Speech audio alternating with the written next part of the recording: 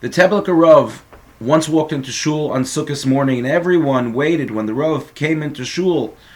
All of the Hasidim were sitting and waiting for the Rav. Finally, he came in, and they proceeded to daven. And when it came time for Hallel, when everyone wants to make a bracha on the lulav and esrog, everyone noticed that the Rav didn't have his lulav and esrog, and he asked someone who was next to him if he can borrow the lulav and esrog. So people were very, very surprised. In fact, one person approached the Rav and thought maybe the Rav forgot it at home. What happened? Why didn't the Rav have a lulav and esrog? So after some inquiries, they found out the following story. The Rav was at home preparing for Sukkot, and all of a sudden next door they heard crying and screaming. And the Rav asked the Rebbetzin to go next door to see what the crying and screaming was about. And she went next door and found that the mother of the home together with the daughter were crying because the daughter, the little girl, had started playing with the father's esrog, and the pitum came off of the esrog, and the esrog was no longer considered to be kosher. So they were crying because of the fact that she played with the esrog. She's a little girl, she didn't know what she was doing, but they were scared, literally scared, because they knew that the father was going to be so angry that his esrog that he bought for Sukkot was now no longer kosher. So when the Rebbetzin came back and told the Rav what happened, so he went back to the house. He took his lulav and esrog with him.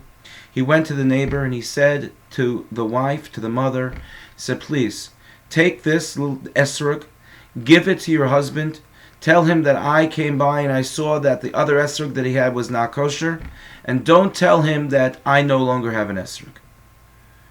And kachapa, that's what they did.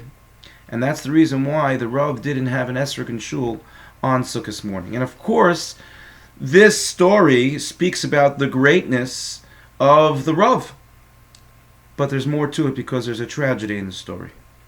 And the tragedy is that accidents happen, even to most valuable things. But when we lose our patience and we become angry, we send a message to the people that we live with as to how they should relate to us. The tragedy here was the fear that the wife, the mother, and the daughter had of what the reaction was going to be from the husband when he saw that he didn't have his kosher esrog anymore, the esrog became puzzle. So of course it was the tzidkus, the righteousness of the Rav, but more so the tragedy of the fact that this man had put an environment of anger in his home, that people were literally scared to be in his presence. When we prepare for Yom Tov, all kinds of preparations, we're shopping, we're cooking, we're building the sukkah, we're getting our daled minim, all kinds of stress comes out. And naturally, as the stress comes out, we lose our patience at times.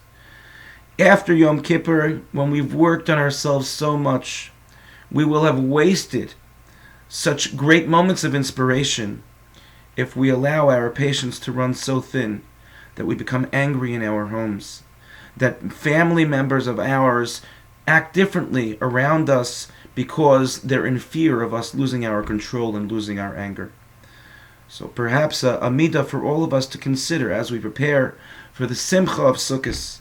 We can't just flick the switch and all of a sudden on Sukkot there's simcha. Building up to Sukkot also has to have simcha.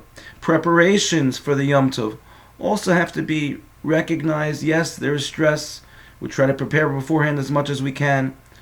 But in the end of the day, there are little things in life and there are big things. If something goes wrong in the preparations for Sukkot, that's considered to be a little thing. The big thing is for people to feel good about us, about how we behave and how we treat them. To enjoy true simcha on Sukkot, we have to make sure that we treat our family members and we treat others with respect, with dignity, with love, and with patience. Indeed, may we all be zocheh to enjoy Zman Simchaseinu, the time of our simcha and our joy for every member of our family, for all of Klal Yisrael. Good Shabbos and good Yom Tov.